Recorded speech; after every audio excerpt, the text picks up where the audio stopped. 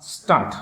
Mr. Deputy Speaker, Sir, I thank you for giving me time to speak even at this late hour. I am supporting the demands of the Ministry of Food and Civil Supplies.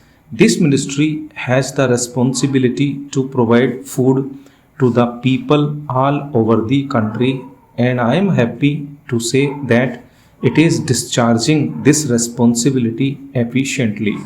The public distribution system has a great role to play in controlling the prices of essential commodities.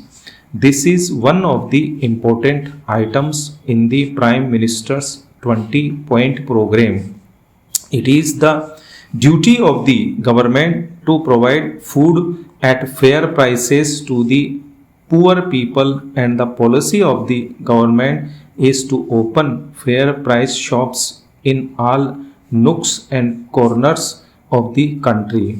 I find that the number of fair price shops has steadily gone up over a period of time. For example, in 1979, we had 3 lakh fair price shops which have increased for 4 lakh to 4 lakh in 1987. 78% of these shops are in the rural areas, which shows the government's concern about the people in the rural areas. But in this context, I want to draw the attention of the government to the complaints that many things are not available in the fair price shops in the rural areas.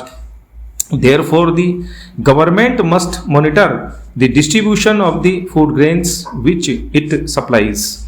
Another point I want to make in this connection is that the government should increase the number of items distributed through the fair price shops.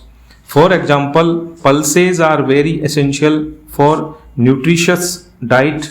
Therefore, pulses should also be distributed through fair price shops. The central government has a scheme to provide financial assistance to the Civil Supplies Corporation in northeastern states Sikkim, Jammu and Kashmir, Himachal Pradesh, etc. for the construction of godowns.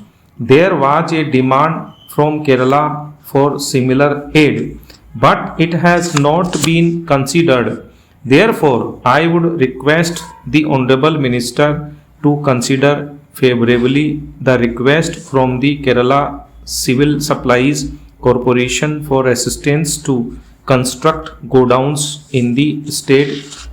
It is one of the most important duties of the Department of Food and Civil Supplies to control the prices of essential commodities.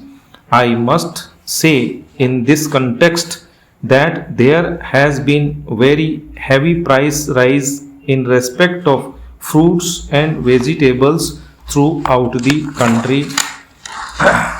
The government must make adequate arrangements to sell fruits and vegetables through consumer shops and other outlets.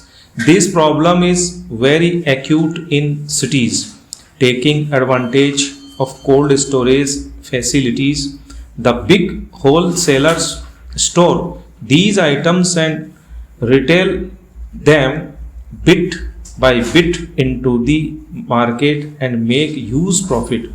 There is a monitoring cell in the Civil Supplies Department, but more effective steps will have to be taken to control the prices. Now I come to some of the problems of my state Kerala. The distribution of rice and palm oil is not being done properly in the state. This is causing a lot of problems to the public. This only shows that the state government is not managing the distribution properly. It is not enough that they get supplies. Fair distribution has also to be ensured. That is the duty of the state government, which is not being discharged by that government. However, I take this opportunity to demand that Kerala should be given 2 lakh tons of rice and 10,000 tons of palm oil per month, and adequate quantity of kerosene and sugar should also be supplied. I would also request the government to see whether the food grains and other items supplied by the center are being distributed properly. There is a tendency in the present left front government in Kerala to mismanage the distribution and put the blame on the center. So the central government should be very vigilant about it. Similarly, under the present practice, 50% of the ration is subsidized by the center. I have a suggestion to make in this regard. This subsidized ration should be supplied to them at a time, otherwise they are not in a position to buy it, and the shopkeeper will take all the benefits of the subsidy. The public distribution system in Kerala has been widely acclaimed, but the state government is not doing anything to strengthen it. This is evident from the fact that the state government has made only a very small token provision in the budget for the public distribution system. This is a politically motivated step, because if the public distribution system fails, they can always put the blame on the center. I would therefore request the center to meet fully the requirements of Kerala for food grains and other essential commodities like kerosene and edible oils, and strengthen the public distribution system in that state. I would also request the Honorable Minister for Food and Civil Supplies to take steps to monitor the distribution effectively.